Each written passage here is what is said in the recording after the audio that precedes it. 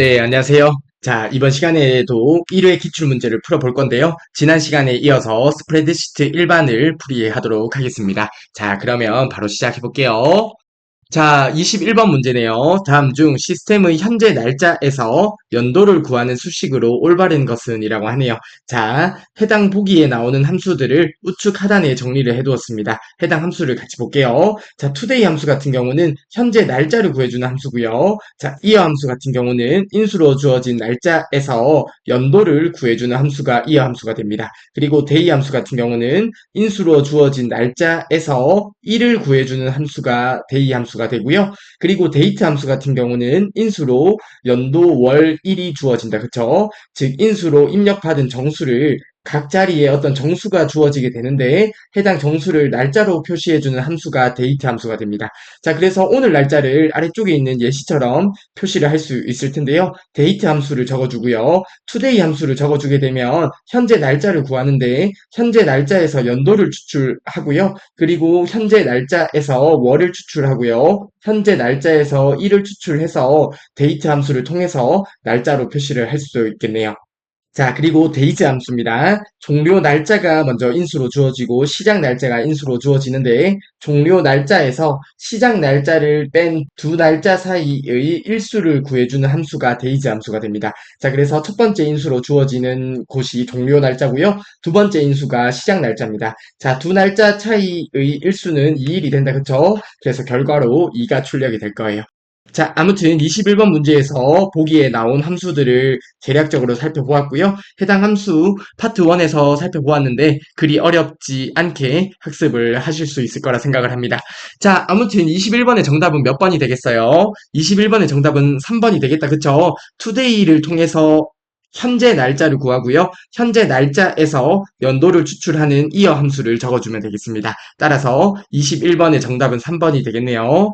자, 문제 보게 되면 다른 보기에서도 다 이어 함수가 있네요. 자, 그러면 21번 문제에서 현재 날짜를 구하는 함수를 묻는 문제가 되었겠네요. 자, 현재 날짜를 구하는 함수는 today 함수를 통해서 구할 수 있습니다. 자, 21번 같은 문제 틀리면 안 되는 문제겠다. 그쵸? 자, 아무튼 21번의 정답은 3번이 되겠습니다. 네, 다음으로 22번 문제 보도록 하겠습니다.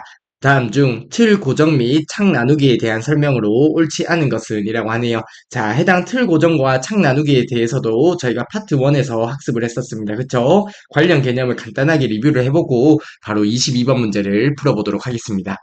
자, 첫 번째로 틀 고정입니다. 말 그대로 틀을 고정하는 거죠. 특정 행 또는 열을 고정시켜 스크롤을 해도 계속 해당 행열이 표시되도록 하는 것이 틀 고정이 됩니다. 선택된 셀의 왼쪽과 위쪽이 틀 고정이 됩니다. 즉, 엑셀 시트에서 선택된 셀이 있을 거잖아요. 해당 셀을 클릭한 상태에서 틀 고정을 하게 되면 해당 셀을 기준으로 왼쪽과 위쪽으로 해서 틀 고정이 된다는 이야기가 되고요. 해당 부분은 엑셀 다른 기능도 다 동일합니다. 아무튼 선택된 셀의 왼쪽과 위쪽 기억을 해주시면 좋을 것 같고요. 그리고 인쇄 시에는 반영이 되지 않습니다. 그리고 틀 고정 구분선은 지우고 새로 만들 때까지 위치를 변경할 수 없습니다. 해당 부분이 창 나누기랑 다른 점이었는데요. 해당 부분을 창 나누기와 비교하면서 기억을 해주시면 좋을 것 같아요. 자, 그리고 창 나누기에 대해서 살펴볼게요.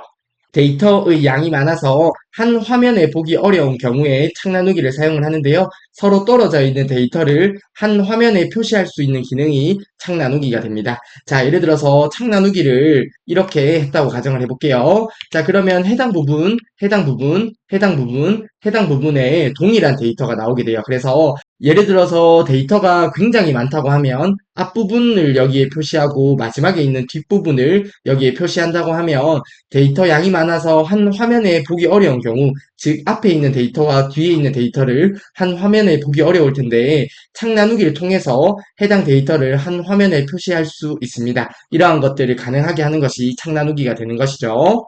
자, 그리고 선택된 셀의 왼쪽과 위쪽에 창 구분선이 표시가 되고요. 해당 부분은 동일합니다. 왼쪽과 위쪽 기억을 해주시면 좋을 것 같습니다. 왼쪽과 위쪽이에요. 그리고 동일하게 인쇄 시에 반영이 되지 않고요. 그리고 해당 부분이 다른 건데요. 해당 부분을 비교해서 기억을 하시면 될 것 같아요. 창 나누기 구분선은 드래그해서 분할된 영역을 변경할 수 있습니다. 해당 부분은 드래그를 해서 이렇게 변경할 수 있다는 내용이 됩니다. 자, 아무튼 틀 고정과 창 나누기 관련 개념을 기억을 해주셨으면 좋겠고요. 바로 22번 문제를 보도록 하겠습니다. 자, 보기 1번부터 바로 볼게요. 화면에 나타나는 창 나누기 형태는 인쇄 시에 적용되지 않는다고 하는데 보기 1번의 설명은 맞는 설명이 되겠다. 그쵸? 창 나누기와 틀 고정 모두 인쇄 시에 적용이 되지 않습니다. 보기 1번은 맞는 설명이 되겠고요.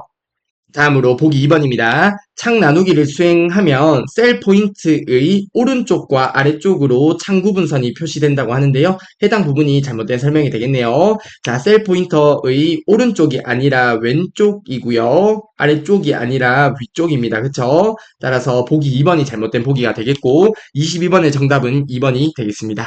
자, 보기 3번입니다. 창 나누기는 셀 포인터의 위치에 따라서 수직, 수평 분할이 가능하다고 하는데요. 자, 보기 3번은 맞는 설명이 되겠다. 그쵸? 자, 엑셀 워크시트가 이렇게 있다고 가정을 해보게 되면 수직으로 분할하기 위해서는 엑셀에서 셀 포인터 위치를 해당 부분에 놓고 하게 되면 왼쪽과 위쪽이잖아요. 그러면 해당 두 부분으로 이렇게 나누어질 거예요. 그러면 이렇게 수직으로 분할을 할 수 있을 거고요. 동일하게 만약에 셀 포인터가 이쪽에 있으면 왼쪽과 위쪽이기 때문에 자, 두 부분으로 이렇게 수평으로 나눌 수도 있을 거고요. 아니면 셀 포인터가 해당 부분에 있다고 하면 해당 부분을 기준으로 왼쪽과 위쪽이니까 이렇게 네 개의 부분으로 수직 수평으로 분할을 할 수 있을 거예요. 따라서 보기 3번의 설명은 맞는 설명이 되겠고요. 보기 4번입니다. 첫 행을 고정하려면 셀 포인터의 위치에 상관없이 틀 고정에 들어가게 되면 첫 행 고정이라고 있습니다. 말 그대로 해당 첫 행 고정을 선택하게 되면 셀 포인터가 어디에 있던지 간에 첫 행을 고정시킬 수 있습니다. 따라서 보기 4번의 설명도 맞는 설명이 되겠습니다. 자, 그러면 22번의 정답은 2번이 되겠네요. 틀 고정과 창 나누기 모두 셀 포인터의 왼쪽과 위쪽으로 해서 틀 고정과 창 나누기가 실행됩니다. 따라서 22번의 정답은 2번이 되겠습니다. 네, 다음으로 23번 문제 보도록 하겠습니다. 자, 23번 문제에는 셀 서식 관련 문제가 되겠네요. 자, 저희가 파트 1에서 살펴보았던 셀 서식 몇 가지만 좀 살펴볼게요. 자, 샵과 0이 있는데요. 해당 두 부분을 묶어서 기억을 해주시면 좋을 것 같습니다. 자, 두 부분은 둘 다 숫자를 입력받는 서식 기호다. 그쵸? 자, 샵부터 보게 되면 유효한 자릿수만 표시를 하고 유효하지 않은 0은 표시를 하지 않고요. 0 같은 경우는 유효하지 않은 자릿수도 0으로 표시한다는 특징이 있었습니다. 자, 예를 들어서 3.2라는 숫자가 있을 때 해당 부분의 서식 기호를 샵으로 지정을 하고요. 그리고 0.00으로 지정을 하면 샵 같은 경우는 3.2까지만 출력이 되고요. 0.00은 유효하지 않은 0도 표시하기 때문에 이렇게 표시가 되겠네요. 자, 그리고 뭐 다른 예제를 생각을 해보면 0.3이 있다고 가정을 했을 때 샵으로 표시를 하게 되면 해당 유효하지 않은 0은 표시하지 않기 때문에 0.3만 출력이 되고요. 만약에 0.00으로 하면 0.3이 출력이 되는 거예요. 자, 아무튼 이런 것처럼 샵과 0은 둘 다 숫자를 입력받는 서식 기호인데 샵은 유효하지 않은 0은 표시를 하지 않고요. 0은 유효하지 않은 0도 0으로 표시를 합니다. 자, 그리고 물음표 같은 경우는 유효하지 않은 자릿수를 공백으로 자릿수를 확보하고요. 그리고 콤마 같은 경우 콤마도 자주 나온다. 그쵸? 자, 콤마는 천 단위 구분 기호를 표시하라는 의미를 가집니다. 그래서 주로 천 단위 구분 기호를 표시할 때 샵 콤마 샵 0을 사용을 하죠. 자, 그리고 마지막 쉼표 같은 경우에는 세 자리 생략한 후에 반올림하라는 의미가 있었습니다. 자, 해당 부분은 저희가 셀 서식에서 충분히 학습을 했었는데요. 아무튼 이러한 개념을 바탕으로 해서 23번 문제를 바로 보도록 하겠습니다. 다음 중 원본 데이터를 지정된 서식으로 설정하였을 때 결과가 옳지 않은 것은 이라고 하네요. 자, 보기 1번부터 볼게요. 자, 원본 데이터가 이렇게 주어지고요. 셀 서식이 이렇게 주어져 있습니다. 자, 이때 결과 데이터를 보게 되면 보기 1번이 잘못된 보기가 되겠네요. 자, 왜 그렇죠? 마지막에 있는 쉼표는 세 자리 생략하고 반올림을 하죠. 그러면 세 자리 생략을 하고 반올림을 하면 315가 나오겠네요. 자, 315에 천단위 구분 기호를 표시하라고 하는데 천단위 구분 기호를 표시할 게 없으므로 결과가 315가 나올 거예요. 그래서 결과 데이터가 잘못된 보기가 되겠습니다. 따라서 23번의 정답은 1번이 되겠고요. 보기 2번입니다. 자, 이번에는 샵, 콤마, 샵 0, 천 단위 구분 기호와 소수점 한 자리까지 표시를 하라고 합니다. 자, 0 같은 경우는 유효하지 않더라도 0을 표시하고요. 그리고 천 단위 구분 기호가 잘 표시된 것을 확인할 수 있습니다. 자, 그리고 보기 3번에 원본 데이터로 어떤 시간 데이터가 주어져 있네요. 자, 엑셀에서 시간 데이터 같은 경우는 24시간을 1으로 표현을 합니다. 자, 이 말이 무슨 말이냐면, 자, 시간이 00시부터 해서 00시부터 24시까지 있잖아요. 그리고 중간에 12시가 있을 거예요. 자, 12시가 0.5가 되는 거예요. 그리고 해당 부분이 0, 해당 부분이 1 이런 식으로 해서 해당 24시간을 소수점으로 나누어서 1로 엑셀에서 저장을 하게 됩니다. 자, 아무튼 간에 원본 데이터로 00시가 주어진 거죠. AM이면 00시가 주어진 거고 0으로 서식을 입력하게 되면 그냥 0으로 출력이 될 거예요. 따라서 결과 데이터가 0으로 주어지는 것은 맞는 설명이 되겠고요. 자, 그리고 보기 4번입니다. 자, 이번에는 날짜 데이터가 주어져 있는데요. 연도 4자리로 적으라고 하네요. YYYY면 연도 4자리로 적어주고요. 그리고 하이픈이 있고요. 하이픈 나오고요. M 4개면 어떤 거였죠? 월 영문 전체가 나오는 거였죠. 그래서 말취라고 해서 이렇게 결과가 나올 거예요. 자, 그래서 보기 4번도 맞는 설명이 되겠고요. 만약에 해당 부분에 M이 3개 있었다고 하면 2018하고 영문 약어로 MAR까지만 출력이 되겠네요. 그리고 만약에 M이 2개였으면 월을 2자리로 표시하는 거죠. 03이니까 03이라고 월이 표시가 될 거고요. 만약에 M이 한 자리였으면 월을 한 자리로 이렇게 하이픈하고 3만 출력이 될 거예요. 자, 아무튼 보기 4번도 맞는 보기가 되겠고요. 23번의 정답은 1번이 되겠습니다. 자, 입력 데이터가 이럴 때 서식 기호를 이렇게 지정하게 되면 마지막 쉼표는 세 자리 생략하고 반올림을 하게 돼요. 그래서 결과로 315가 표시가 됩니다. 따라서 23번의 정답은 1번이 되겠고요. 네, 다음으로 24번 문제 보도록 하겠습니다. 다음 중 셀에 입력된 데이터에 사용자 지정 표시 형식을 설정한 후 표시 결과로 옳은 것은 이라고 합니다. 보기 1번부터 보도록 하겠습니다. 자, 입력 데이터가 0.25고요. 그리고 사용된 사용자 지정 표시 형식이 이렇게 주어져 있네요. 자, 마지막에 퍼센트는 백분율로 표시하라는 거죠. 자, 0.2 같은 경우에는 20%가 되잖아요. 즉, 백분율을 적게 되면 곱하기 100을 하고 퍼센트를 입력해요. 그래서 해당 입력 데이터에서 곱하기 100을 하게 되면 25%가 되는 거죠. 자, 그리고 나서 0샵점샵이 남아 있습니다. 그쵸? 0샵점샵이 남아 있는데, 자, 해당 부분에서 25라는 정수는 그냥 25로 나올 거고요. 점이 나오고 유효하지 않은 0은 샵은 표시를 하지 않죠. 그래서 25점하고 퍼센트까지만 나올 거예요. 따라서 해당 결과는 잘못된 결과가 되겠네요. 자, 보기 1번은 잘못된 보기가 되겠고요. 보기 2번입니다. 이번에는 0.57이라고 하는 입력 데이터가 주어졌고요. 이때 사용자 지정 표시 형식은 샵점샵샵으로 주어져 있습니다. 자, 그러면 해당 부분에서 소수 한 자리까지 출력을 하는 거잖아요. 그렇기 때문에 7이 반올림 돼서 0.6으로 표시가 되는 거는 맞아요. 0.6으로 표시가 되는 거는 맞는데 보기 2번은 잘못된 보기예요. 자, 어떤 부분이 잘못되었을까요?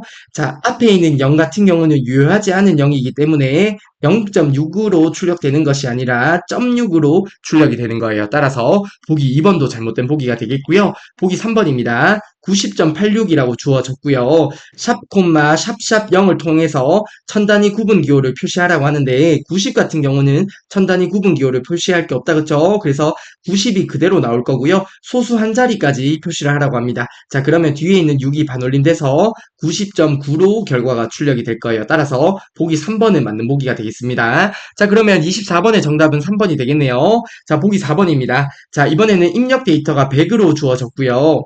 그리고 샵, 콤마, 샵과 함께 세미콜론이 주어져 있습니다. 그리고 나서 뒤에는 문자가 오는데 골뱅이는 문자 데이터를 입력받는 서식 기호다. 그쵸? 자, 아무튼 해당 100 같은 경우는 앞에 지정이 될 거고 따라서 결과가 그냥 100으로 출력이 될 거예요. 100 같은 경우도 천 단위 구분 기호를 표시할 게 없기 때문에 그냥 100으로 표시가 되는 거예요. 자, 저희가 사용자 지정 표시 형식의 기본 형식을 배웠었는데요. 기본적으로 양수, 음수, 0, 문자가 나오게 됩니다. 그쵸? 자, 해당 기본 형식을 기억하되 해당 부분에서 두 가지만 쓸 수도 있고, 자, 문제에 나온 것처럼 이렇게 두 가지 부분만 세미콜론으로 구분해서 사용을 할 수도 있고요. 세 가지 부분을 사용을 할 수도 있습니다.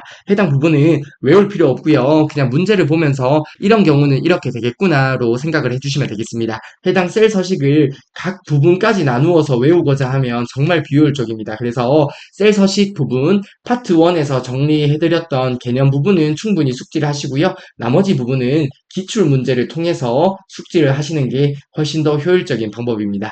자, 아무튼 그래서 보기 4번은 100이 주어지고요. 해당 100은 앞에 있는 부분, 숫자가 있는 부분에 서식 기호 적용을 받기 때문에 결과로 100이 출력됩니다. 따라서 보기 4번도 잘못된 보기가 되겠습니다. 자, 그러면 24번의 정답은 3번이 되겠네요. 자, 90.86이 입력 데이터로 주어졌을 때 사용자 지정 표시 형식이 이렇게 되어 있으면 결과가 90.9가 나왔습니다. 그쵸?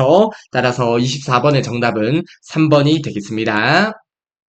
네, 다음으로 25번 문제 보도록 하겠습니다. 다음과 같은 조건을 만족하는 사용자 지정 셀 서식을 작성한 것으로 옳은 것은 이라고 하네요. 자, 해당 부분 저희가 파트 1에서 충분히 학습을 했었는데요. 한번 같이 살펴볼게요. 셀의 값이 1000 이상이면 어떤 조건이 나온다. 그쵸? 해당 조건을 만족할 때 파랑으로 표시를 하라는 것 같네요. 자, 저희가 사용자 지정 셀 서식을 작성할 때 조건이나 글꼴색 같은 경우는 어떻게 입력을 했죠? 대괄호로 묶어서 입력을 했습니다. 그쵸? 자, 해당 부분 기억나시죠? 한번 해당 부분 같이 적어볼까요? 자, 우선은 셀의 값이 1000 이상이면 조건을 이렇게 대괄호 안에 적어주면 되고요. 그리고 이때는 파랑으로 적어주라고 합니다. 자, 그리고 해당 조건이 있는 부분과 글꼴색이 있는 부분의 순서는 상관없다고 말씀드렸었습니다. 그쵸? 자, 해당 부분에서 보게 되면 보기 3번과 4번은 벌써 안 되겠네요. 자, 이렇게 꺽쇠로 적어주는 건 아니에요. 자, 그러면 보기 1번 아니면 보기 2번이 정답이 되겠습니다. 그쵸? 자, 나머지 부분을 보려고 하니까, 자, 해당 부분에서 0과 샵을 통해서 답을 구분할 것 같아요. 자, 우선 이어서 볼게요. 1000 미만 500 이상이면 빨강, 500 미만이면 색을 지정하지 않고 각 조건에 대해서 천 단위 구분 기호와 소수 이하 첫째 자리까지 표시를 한다고 합니다. 즉, 아래쪽에 있는 표시를 보면 432가 주어지면 유효하지 않은 0도 표시가 된 것을 확인할 수 있다. 그쵸? 자, 그러면 보기 1번이 정답이겠네요. 유효하지 않은 0도 표시하기 위해서 마지막 자리는 0을 적어 주어야겠습니다. 따라서 25번의 정답은 1번이 되겠습니다. 자, 이어서 한번 적어볼게요. 자, 우선은 천 단위 구분기호, 샵, 콤마, 샵 0을 적어주고요. 소수 첫째 자리까지 표시를 하기 위해서 0 또는 샵을 적어주면 되는데, 문제에 보면 유효하지 않은 0도 표시가 되어 있으므로 0을 적어주면 되겠습니다. 자, 그리고 나서 다음 조건, 자, 500 이상이면 글꼴색 빨강을 적어주시고요. 동일하게 천 단위 구분기호 샵 콤마 샵 0과 소수점 한 자리 지정해 주시고요. 그리고 나머지 경우 색을 지정하지 않고 그냥 천 단위 구분기호와 함께 소수점 한 자리까지 적어주시면 되겠습니다. 자, 25번 문제도 그리 어렵지 않다, 그쵸? 자, 해당 부분은 사실 보기가 없어도 충분히 풀 수 있는 문제라 생각을 합니다. 자, 아무튼 25번의 정답은 1번이 되겠습니다. 네, 다음으로 26번 문제 보도록 하겠습니다. 다음 시트에서 A2에서 C6 영역을 해당 영역이 되겠습니다. 해당 영역에 대해서 응시 인원수가 10 이상이고 응시 인원수가 10 이상이고 평균 점수가 80 이상이면 자, 이고면 AND 조건이 되겠다. 그쵸? 자, AND 조건이 되겠네요. 자, 그러면 응시 인원수에 대한 조건이 하나 있고요. 평균 점수에 대한 조건이 있습니다. 자, 해당 조건이면 글꼴 스타일은 기울인 꼴, 배경색은 노랑으로 설정하는 조건부 서식을 지정하려고 한다고 합니다. 자, 다음 중 조건부 서식의 수식 입력란에 입력할 수식으로 옳은 것은 이라고 하네요. 자, 조건부 서식은 말 그대로 특정 조건이 있고요. 해당 조건에 만족하는 부분에 대해서 서식을 적용하는 것이 조건부 서식이 되겠습니다. 자, 그러면 조건부 서식의 포인트는 해당 조건을 작성하는 것이 포인트가 되겠는데요. 자, 해당 조건을 묻는 문제가 되겠습니다. 자, 그러면 위에 있는 조건을 생각해 보게 되면 AND 조건으로 묻겠다. 그쵸? 자, 그래서 AND 조건이 나오고요. 조건 1번과 조건 2번을 잘 적어주시면 되겠습니다. 자, 그러면 문제 보기를 보면 다 AND가 나와 있네요. 자, 해당 부분에서 조건 1번과 조건 2번을 작성하는 것이 이번 문제의 포인트가 되겠습니다. 자, 그러면 응시 인원수가 10 이상, 자, 조건부 서식에서 조건을 비교할 첫 번째 셀을 기준으로 생각을 해주시면 됩니다. 자, 그러면 응시 인원수가 있는 해당 셀을 기준으로 생각을 하면 되겠네요. 자, 조건 1번을 먼저 생각해 볼게요. 자, B2셀을 기준으로 생각을 하면 됩니다. 자, 이때 중요한 것은 해당 행 전체에 대해서 서식이 적용이 되는 거죠. 즉, 해당 부분에서 아래쪽으로 내려가면서는 조건을 비교하지만 옆으로 열 방향으로는 조건을 비교하지 않잖아요. 그래서 열 앞에는 달러 고정기호를 표시해 주셔야 됩니다. 자, 조건부 서식에서 이렇게 된다라고 생각을 해주시면 됩니다. 저희가 실기에서 조건부 서식을 많이 다뤄볼 텐데요. 이렇게 행 전체의 서식을 적용할 때 행 전체의 서식을 적용할 때는 당연히 행 밑으로 내려가면서는 조건을 비교하되 옆으로는 조건을 비교하면 안 되잖아요. 그러면 행 전체의 서식이 적용이 되지 않기 때문에 아무튼 이렇게 행 전체의 서식을 적용할 때는 열 앞에 달러 고정 기호가 된다고 생각을 해주시면 되겠습니다. 자, 아무튼 다시 문제로 넘어와서 자, B2셀을 기준으로 해서 조건을 비교할 거예요. 자, 해당 부분이 10 이상이고 자, 이렇게 조건 1번을 적어주시면 되겠습니다. 자, 그러면 해당 부분을 찾아보게 되면 보기 2번이 있고요. 그리고 나머지 부분은 안 되겠네요. 자, 해당 달러 고정 기호를 고정하면 안 되겠다. 그쵸? 그리고 열 앞에 달러 고정 기호, 행 앞에 달러 고정 기호를 해주는 게 아닙니다. 자, 그러면 26번의 정답은 2번이 되겠네요. 자, 그리고 조건 2번도 작성을 해볼게요. 자, 조건 2번은 평균 점수에 관해서 적어주시면 되는데 평균 점수가 있는 첫 번째 셀이 C2셀이 되겠습니다. 자, 해당 부분에서 C2셀인데요. 동일하게 아래쪽으로 내려가면서 조건을 비교하되 열 방향으로는 이동하면 안 됩니다. 그쵸? 그렇기 때문에 열 앞에 달러 고정기호 표시해 주시고요. 평균 점수가 80 이상이라는 두 번째 조건을 작성해 주시면 되겠습니다. 자, 그러면 해당 조건에 맞는 수식은 보기 2번이 되겠네요. 자, 그러면 26번의 정답은 2번이 되겠습니다. 네, 다음으로 27번 문제 보도록 하겠습니다. 다음 중 윗줄에 대한 설명으로 옳은 것은 이라고 하네요. 자, 해당 개념을 저희가 파트 1에서 학습을 했었는데요. 자, 아래쪽에 있는 메모와 윗줄에 관련된 개념을 한번 리뷰하고 27번 문제를 풀어보도록 하겠습니다. 자, 저희가 파트 1에서 봤던 개념인데, 자, 메모에 대해서 시험 문제에 나오기도 하고요. 아니면 윗줄에 대해서 나오기도 하고, 아니면 메모와 윗줄을 비교해서 시험 문제에 나오기도 합니다. 자, 그래서 해당 개념을 같이 숙지를 해주셨으면 좋겠습니다. 자, 첫 번째로 메모 먼저 볼게요. 데이터에 부연 설명을 하는 곳이라고 하는데요. 메모가 삽입된 셀에는 오른쪽 상단에 빨간색 삼각형이 표시가 됩니다. 그쵸? 저희가 파트 1에서 학습할 때 엑셀을 통해서 보여드리긴 했었는데 해당 부분은 파트 2에서는 생략을 할게요. 자, 아무튼 해당 셀에 메모가 삽입되어 있으면 오른쪽 상단에 이렇게 빨간색 삼각형이 표시가 되었었습니다. 그쵸? 자, 그리고 셀에 입력된 데이터를 지워도 메모는 삭제가 되지 않고요. 메모를 삭제하려면 메모 삭제를 하던지 아니면 모두 지우기를 해서 메모를 삭제할 수 있습니다. 그리고 메모를 인쇄할 때 시트에 표시된 대로 인쇄하거나 아니면 시트 끝에 모아서 인쇄를 할 수 있었습니다. 그리고 메모 내용에 서식을 설정할 수 있었고요. 해당 메모 관련된 특징은 기억을 해주시면 좋을 것 같습니다. 자, 그리고 윗줄에 대해서도 살펴볼게요. 자, 해당 메모와 윗줄을 비교해서 기억을 해주시면 좋습니다. 자, 윗줄은 셀의 데이터 위쪽에 추가하는 주석이라고 생각을 하시면 되겠습니다. 자, 윗줄은 문자 데이터에만 삽입을 할 수 있습니다. 해당 부분은 메모와 다른 점이 되겠네요. 메모는 뭐 문자 데이터뿐만 아니라 숫자 데이터나 아니면 또 다른 데이터에 메모를 삽입할 수 있는데요. 윗줄은 문자 데이터에만 삽입을 할 수 있습니다. 그리고 윗줄은 입력된 데이터를 지우게 되면 윗줄도 함께 삭제가 돼요. 메모랑 다른 점이 되겠다. 그쵸? 메모는 데이터를 지워도 메모가 삭제가 되지 않는데 윗줄은 입력된 데이터를 지우게 되면 윗줄도 삭제가 됩니다. 즉 어떤 윗주가 셀에 입력된 데이터에 종속되는 주석의 개념이기 때문에 데이터를 지우게 되면 윗주도 함께 삭제가 돼요. 자, 그리고 윗주 서식은 윗주 전체에 대해서만 적용이 가능하다고 하고요. 해당 부분도 메모와 다른 점이 되겠네요. 자, 예를 들어서 메모가 이렇게 있을 때 자, 어떤 메모가 입력이 되어 있는데요. 해당 부분에는 어떤 서식을 적용을 하고요. 그리고 또 다른 내용에 다른 서식을 적용하고 또 다른 내용에 다른 서식을 적용할 수 있습니다. 하지만 윗줄 같은 경우 이렇게 윗줄가 있다고 했을 때 해당 윗줄 전체에 대해서만 서식 적용 가능하다는 점 기억을 해주시면 좋을 것 같습니다. 자, 이렇게 메모와 윗줄을 좀 비교해서 기억을 해주시면 좋을 것 같아요. 자, 27번 문제 바로 볼게요. 보기 1번부터 보겠습니다. 윗주의 서식은 변경할 수 없다고 하는데요. 보기 1번은 잘못된 설명이 되겠네요. 윗주의 서식을 적용할 수 있고요. 대신에 윗주는 윗주 전체에 대해서 서식을 적용할 수 있었습니다. 자, 그리고 보기 2번입니다.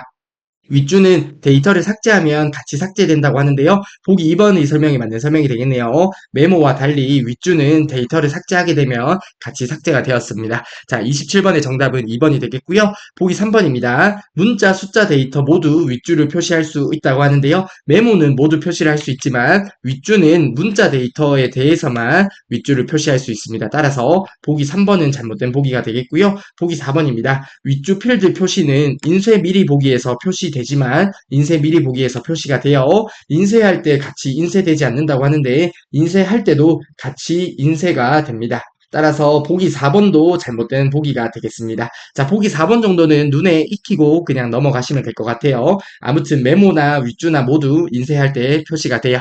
자, 따라서 27번의 정답은 2번이 되겠고요. 윗줄은 셀에 입력된 데이터를 지우게 되면 함께 삭제가 됩니다. 따라서 옳은 보기는 보기 2번이 되겠습니다. 네, 다음으로 28번 문제 보도록 하겠습니다. 자, 28번 문제 보기 전에 저희가 만능 문자 와일드카드에 대해서 파트 1에서 학습을 했는데요. 해당 개념만 간단하게 리뷰를 하고 28번 문제를 보도록 할게요. 자, 물음표와 아스트레카, 뭐 별표라고도 불러도 되고요. 아스트레카라고 부르셔도 됩니다. 자, 아무튼 물음표 같은 경우는 하나의 어떤 문자를 의미하고요. 아스트레카 같은 경우는 여러 문자를 의미하게 됩니다. 그래서 아래쪽에 있는 예제를 보게 되면 물음표 디오라고 하면 물음표에 어떤 하나의 문자가 와도 상관이 없는 거죠. 그래서 뭐 오디오나 카디오나 뭐 차디오나 뭐 이런 것들, 자, 이런 모든 문자들을 의미하게 되고요. 아스트레카는 여러 문자잖아요. 그래서 가방 디오가 올 수도 있고 지우개 디오가 올 수도 있고 뭐 이런 역할을 합니다. 그리고 김 물음표면 김으로 시작하는 세 글자의 이름을 의미하게 되겠고요. 김 아스트레카 하면 김으로 시작하는 이름을 의미하게 됩니다. 자, 만능 문자 와일드카드 해당 부분은 기억을 해주시면 되겠습니다. 자, 해당 부분을 바탕으로 해서 28번 문제 바로 볼게요. 성명 필드에 아래와 같이 사용자 지정 자동 필터의 조건을 설정하였다고 하네요. 자, 필터라고 하면 어떤 조건에 맞는 데이터를 추출하는 것이 필터잖아요. 자, 다음 중 결과로 표시되는 성명으로 옳지 않은 것은 이라고 합니다. 자, 아래쪽에 있는 사용자 지정 자동 필터 창을 볼게요. 자, 성명 필드가 있고요. 성명 필드에 대해서 어떤 필터를 적용하는 것 같네요. 이 하고 아스트레카 별표가 있고요. 그리고 또는으로 묶여 있습니다. 그리고 아스트레카 사이에 연이 있네요. 자, 그러면 해당 의미는 이로 시작하는 이라는 의미가 되겠네요. 이로 시작하는 의미가 되겠고요. 그리고 아래쪽에 있는 경우에는 아스트레카가 양쪽에 있다. 그쵸? 그러면 연을 포함하는 이 되겠네요. 연을 포함하는 이 되겠습니다. 자, 해당 부분을 바탕으로 해서 28번의 보기를 소거를 해보도록 하겠습니다. 자, 아무튼 해당 문제에서 묻는 것은 만능 문자 와일드카드에 대해서 아는지 묻는 문제가 되겠습니다. 자, 우선은 2로 시작하는을 먼저 볼까요? 자, 2로 시작하는, 자, 보기 2번은 옳은 성명이 되겠네요. 보기 2번은 결과로 잘 나타날 거고요. 그리고 연을 포함하는을 한번 볼까요? 연을 포함하는은 연지에는 연을 포함하네요. 맞는 보기가 되겠고요. 그리고 홍지연 연을 포함하네요. 자, 그리고 남이수 같은 경우는 연도 포함하지 않고 2로 시작하지도 않습니다. 그래서 필터를 설정했을 때 표시가 안 되는 성명이 되겠습니다. 따라서 28번의 정답은 1번이 되겠습니다. 자, 만능 문자 와일드카드. 자, 해당 두 개의 만능 문자 와일드카드만 기억하시면 됩니다. 자, 해당 부분. 물음표는 하나의 문자를 의미하고요. 아스트레카 별표는 여러 문자를 의미한다는 거 기억을 해주시면 좋겠습니다. 네, 다음으로 29번 문제 보도록 하겠습니다. 자, 29번 문제 보기 전에 29번 보기에 있는 함수를 몇 가지 살펴보고 29번 문제를 볼게요. 자, 우선 레프트 함수, 라이트 함수, 미드 함수가 보입니다. 자, 대표적인 문자열 함수가 되겠다. 그쵸? 자, 파트 1에서 모두 봤던 함수인데 간단하게만 살펴볼게요. 자, 우선 레프트 함수는 문자열이 인수로 주어질 텐데요. 문자열의 왼쪽부터 지정한 수면 k가 되겠네요. 지정한 수만큼 추출하는 함수가 레프트 함수가 되고요. 그리고 라이트 함수 같은 경우는 문자열의 오른쪽부터 지정한 수만큼 추출하는 함수가 라이트 함수가 되겠습니다. 자, 그리고 미드 함수 같은 경우에는 문자열이 인수로 주어지는데 문자열의 시작 위치부터 지정한 수만큼 지정한 수는 k가 되겠네요. 지정한 수만큼 추출하는 함수가 미드 함수가 됩니다. 자, 간단하게 미드 함수의 예만 하나를 생각을 해볼까요? 자, 미드 함수가 있을 때, 자, 문자열로 f를 주어졌다고 가정을 해볼게요. 시작 위치를 두 번째, 그리고 세 개의 문자를 추출해 보겠습니다. 자, 그러면 시작 위치 첫 번째, 두 번째, 해당 부분에서 하나, 둘, 세 개를 가지고 오겠네요. 그러면 PPL이라고 하는 문자를 결과로 출력을 할 거예요. 자, 아무튼 문자열 함수 관련해서 레프트, 라이트, 미드 함수를 살펴보았는데요. 바로 29번 문제를 보도록 하겠습니다.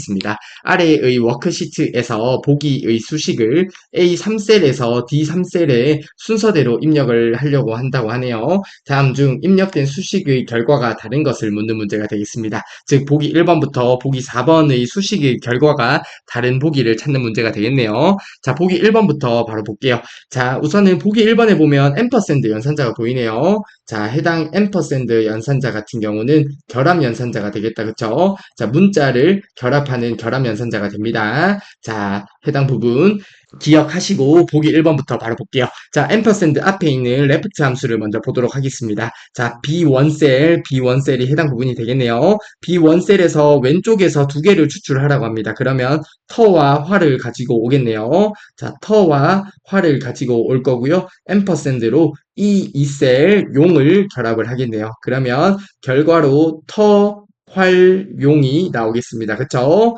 자, 보기 1번 그리 어렵지 않고요. 보기 2번 바로 볼게요. 자, 보기 2번은 미드 함수가 있는데요. C1셀, 자, C1셀은 해당 부분이 되겠고요. 시작 위치는 세 번째고요. 두 개의 문자를 가지고 오라고 합니다. 자, 그러면 시작 위치 세 번째니까 터부터 해서 두 개의 문자, 터화를 가지고 오겠네요. 자, 그러면 보기 1번과 보기 2번이 다르기 때문에 1번 아니면 2번이 정답이 되겠습니다. 자, 보기 3번 볼게요. 자, 이번에는 라이트 함수고요. C1셀, 동일하게 C1셀에서 오른쪽에서 3개를 가지고 오라고 합니다. 그러면 터활용이 되겠네요. 그쵸? 자, 터활용이라는 결과를 표시를 할 거고요. 자, 그러면 29번의 정답은 2번이 되겠습니다. 그쵸? 터활이라고 해서 보기 2번만 다르네요.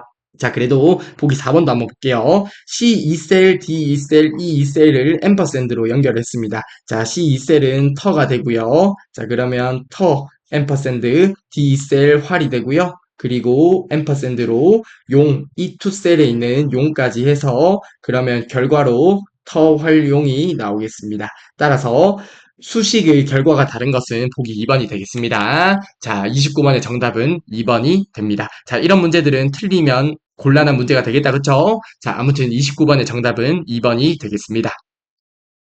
네, 다음으로 30번 문제 보도록 하겠습니다. 자, 30번 문제를 보면 시트 보호와 통합 문서 보호 관련된 문제가 되는 것 같이 보이는데요. 자, 해당 개념을 저희가 파트 1에서 학습을 했었습니다. 그쵸? 자, 관련 개념을 간단하게 리뷰를 해보고 30번 문제를 보도록 하겠습니다. 자, 시트 보호와 통합문서 보호네요. 저희가 파트 1에서 학습했던 내용이므로 간단하게만 리뷰를 해볼게요. 자, 첫 번째로 시트 보호입니다. 말 그대로 시트 자체를 보호하는 것이 시트 보호가 되는 것이죠. 자, 예를 들어서 엑셀의 워크시트가 있다고 하면 해당 워크시트 자체를 보호하는 것이 시트 보호가 됩니다. 즉, 입력된 데이터나 차트 등을 변경할 수 없도록 보호하는 것이 시트 보호가 됩니다. 자, 그리고 시트 보호는 셀 서식의 보호 탭에서 셀 서식에 들어가게 되면 보호 탭이 있다, 그쵸? 보호 탭에서 잠금 속성이 선택된 특정 시트만을 보호하는 것이라고 합니다. 셀의 기본 설정은 잠금 설정입니다.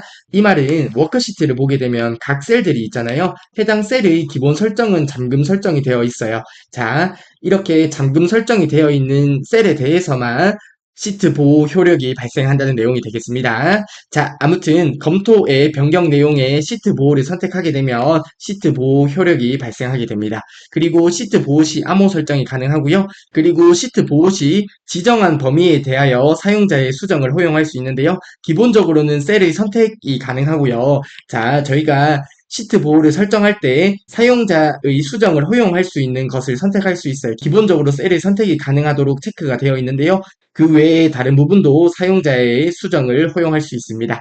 자, 아무튼 시트 보호 시 지정한 범위에 대해서 수정을 허용할 수 있지만 기본적으로는 셀의 선택만 가능하다. 해당 부분 기억을 해두시면 좋을 것 같아요. 자, 아무튼 시트 보호는 말 그대로 시트 자체를 보호하는 것이 시트 보호인데요. 통합 문서 보호를 한번 보겠습니다. 통합 문서 보호는 시트의 삽입, 삭제, 이동, 숨기기, 이름 바꾸기 등의 작업을 할 수 없도록 하는 것이 통합 문서 보호가 됩니다. 자, 예를 들어서 엑셀이라고 하는 프로그램이 있을 때 시트 1번이 있다고 가정하고 시트 2번, 시트 3번이 있다고 가정했을 때 시트의 삽입, 삭제, 해당 시트를 뭐 딴 쪽으로 이동을 하거나 아니면 숨기기, 이름 바꾸기, 해당 시트의 이름을 바꾸기 등의 작업을 할 수 없도록 하는 것이 통합 문서 보호가 됩니다.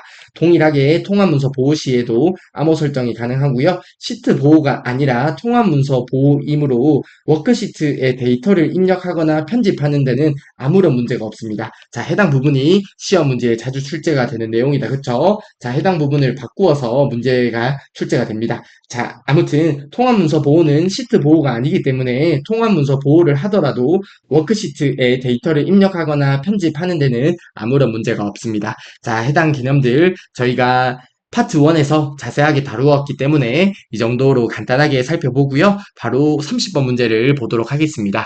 네, 30번 문제입니다. 다음 중 아래 그림에서의 각 기능에 대한 설명으로 옳지 않은 것은 이라고 하네요. 보기 1번부터 보도록 하겠습니다. 시트 보호를 설정하면 기본적으로 셀의 선택만 가능하죠. 보기 1번의 설명은 맞는 설명이 되겠습니다. 시트 보호를 설정하면 기본적으로 셀의 선택이 가능하고요. 그 외에도 허용을 할 수 있는데 뭐 그 부분은 시트 보호 설정할 때 추가적으로 체크를 해서 설정을 할 수 있습니다. 아무튼 기본적으로 셀의 선택만 가능하다는 보기는 맞는 설명이 되겠고요. 보기 2번입니다. 시트 보호 시 특정 셀의 내용만 수정 가능하도록 하려면 해당 셀의 셀 서식에서 잠금 설정을 해제하면 된다고 하는데요. 보기 2번의 설명도 맞는 설명이 되겠습니다. 시트 보호를 할 때 셀 서식의 보호 탭에 잠금 설정이 설정된 셀에 대해서 시트 보호가 적용이 되는데요. 만약에 특정 셀에 대해서 시트 보호를 적용하지 않으려면 셀 서식에 들어가서 잠금 설정을 해제해 주시면 됩니다. 따라서 보기 2번의 설명은 맞는 설명이 되겠고요. 보기 3번입니다. 통합 문서 보호를 설정하면 차트, 도형 등의 그래픽 개체를 변경할 수 없다고 하는데요. 어떤 워크시트 자체를 보호하기 위해서는 통합 문서 보호가 아닌 시트 보호를 해야 된다. 그쵸? 자, 그래서 보기 3번의 설명은 잘못된 보기가 되겠고요. 30번의 정답은 3번이 되겠습니다. 보기 4번입니다. 범위 편집 허용을 이용하면 위쪽의 그림을 보면 범위 편집 허용이라고 있네요. 말 그대로 특정 범위에 대해서 편집을 허용한다는 의미가 되겠습니다. 범위 편집 허용을 이용하면 보호된 워크시트에서 특정 사용자가 범위를 편집할 수 있도록 허용할 수 있습니다. 말 그대로 용어에서 모든 의미를 내포하고 있다. 그쵸? 자, 아무튼 보기 4번도 맞는 보기가 되겠고요. 따라서 30번의 정답은 3번이 되겠습니다. 네, 다음으로 31번 문제 보도록 하겠습니다. 자, 31번 문제 보기 전에 저희가 파트 1에서 학습했던 목표값 찾기의 개념을 한번 살펴보고 31번 문제를 풀어보도록 하겠습니다. 자, 목표값 찾기는 수식에서 결과값은 알고 있지만 결과값을 계산하기 위한 입력값을 모를 경우에 사용하는 것이 목표값 찾기가 됩니다. 자, 예를 들어서 x 플러스 y는 z라고 할 때 z의 결과값은 알고 있지만 해당 결과값을 계산하기 위한 입력값 x를 모를 때 사용하는 것이 목표값 찾기가 됩니다.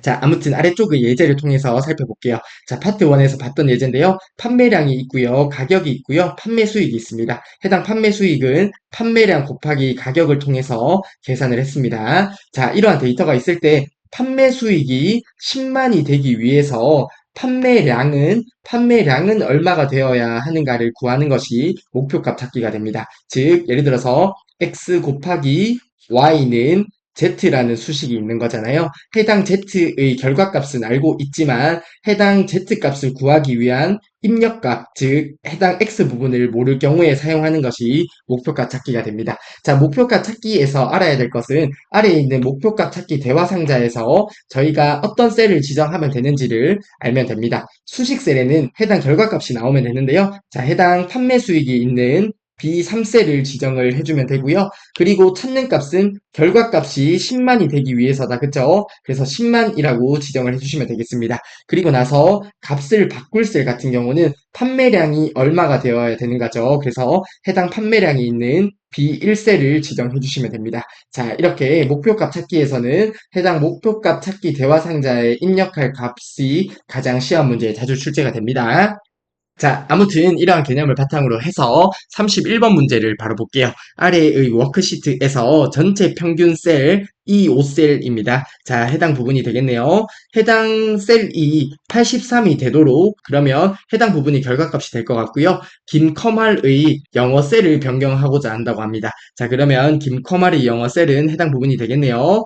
다음 중 목표값 찾기 기능 실행을 위해서 수식 셀 찾는 값을 바꿀 셀의 지정이 순서대로 옳게 나열된 것을 묻는 문제가 되겠습니다. 자, 그러면 그리 어렵지 않겠다. 그쵸? 자, 수식 셀에는 저희가 결과값이 지정이 되면 되겠네요. 해당 평균이 있는 이 5셀이 지정되면 되겠습니다. 그러면 보기 1번과 4번은 정답이 안 될 거고요. 그리고 찾는 값은 저희가 전체 평균 셀이 83이 되도록이죠. 그러면 83을 지정하면 되겠습니다.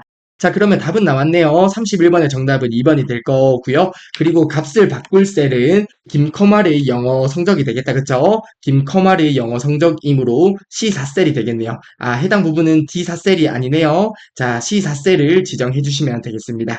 자, 그래서 31번의 정답은 2번이 되겠고요. 해당 목표값 찾기도 그리 어렵지 않다. 그쵸? 자, 해당 문제도 점수를 주는 문제라 생각을 하고 정답을 꼭 맞추어 주셨으면 좋겠습니다. 자, 31번의 정답은 2번이 되겠습니다.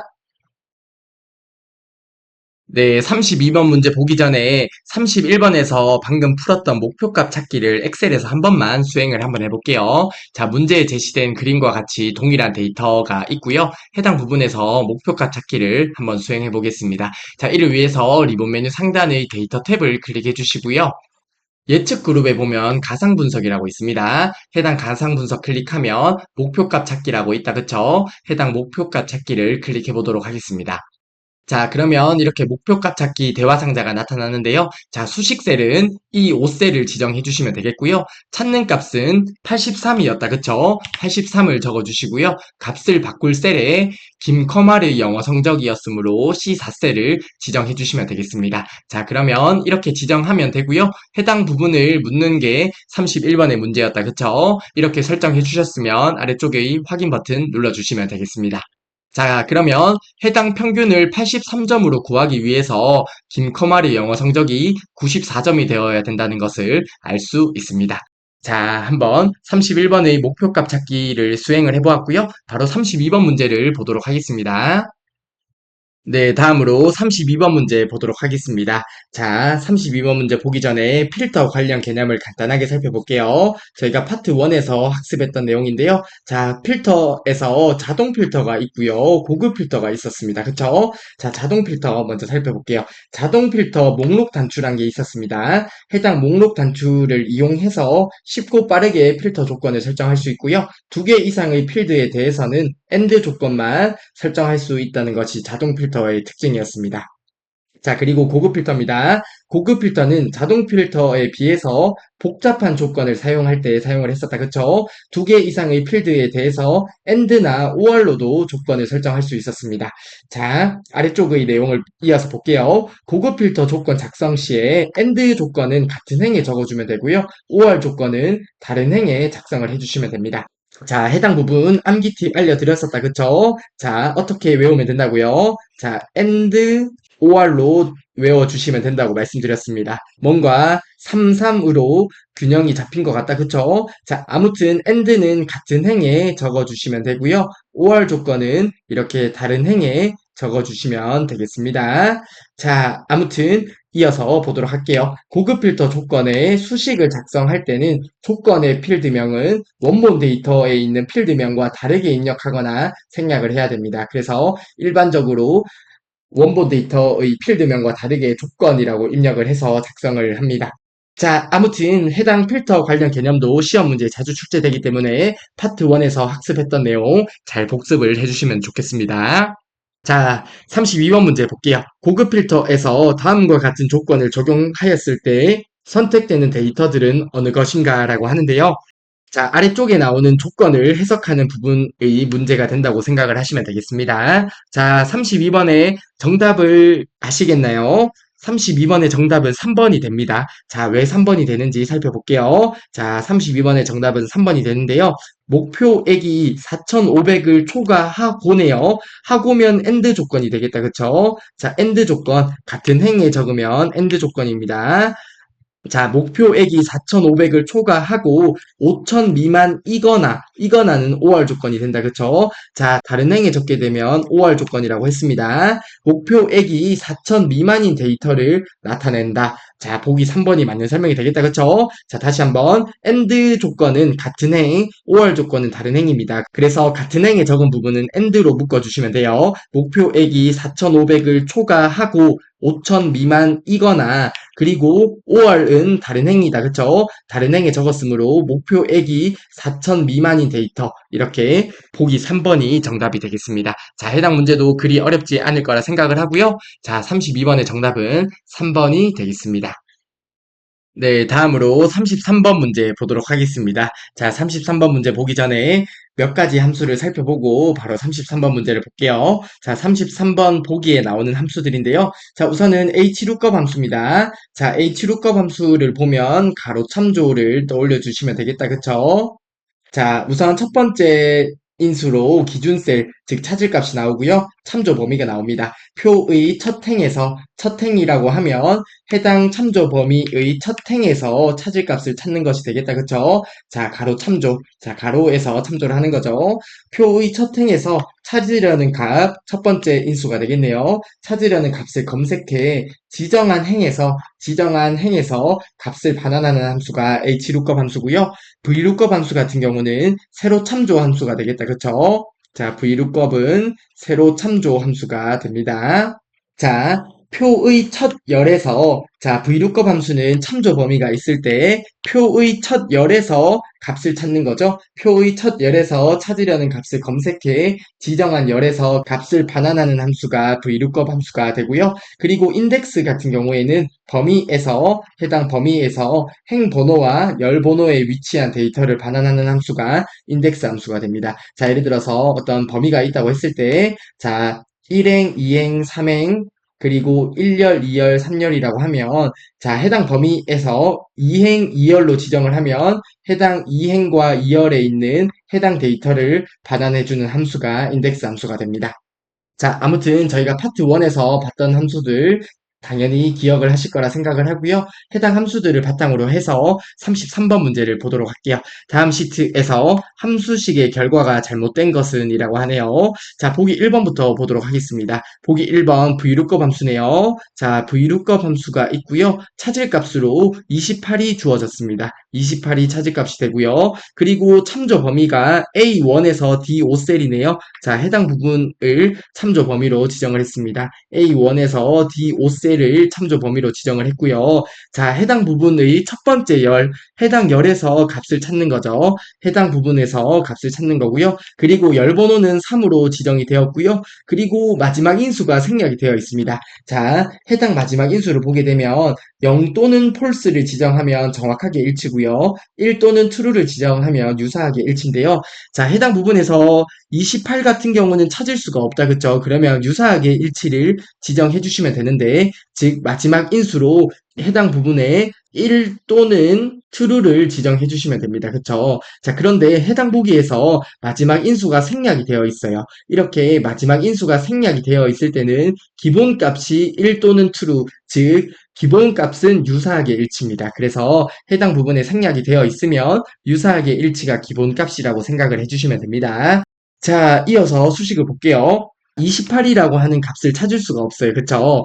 자, 그러면 유사하게 일치일 때 값이 어떻게 출력되는지 보게 되면, 자, 우선은 한 가지 예시를 들어볼게요. 자, 어떤 범위가 있다고 가정을 하고요. 해당 범위에서 1, 10, 20, 30, 40 이렇게 범위가 있다고 가정을 해볼게요. 자, VLOOKUP 함수와 HLOOKUP 함수 모두 동일하게 유사하게 일치일 때 해당 범위는 오름차순으로 정의가 됩니다. 자, 해당 범위는 오름차순으로 정의가 돼요.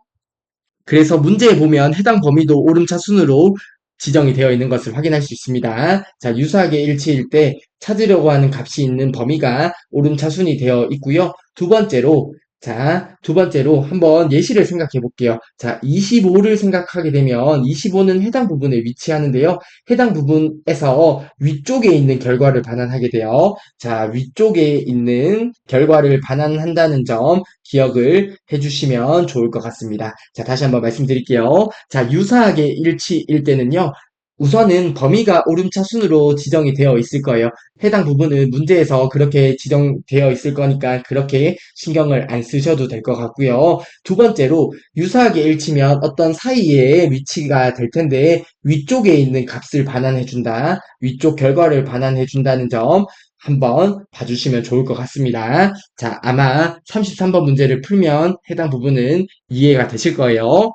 자, 이제 문제로 돌아와서 보도록 하겠습니다. 자, 28은 해당 부분에 위치가 돼요. 그쵸? 25보다 크기 때문에 바깥쪽에 위치하는데요. 28을 해당 범위에서 찾게 되면 위쪽에서 찾겠다. 그쵸? 위쪽에서 찾고요. 그리고 나서 열번호가 3입니다. 그러면 1열, 2열, 3열이기 때문에 2.35가 결과로 출력이 될 거예요. 그래서 보기 1번은 맞는 결과가 되겠네요.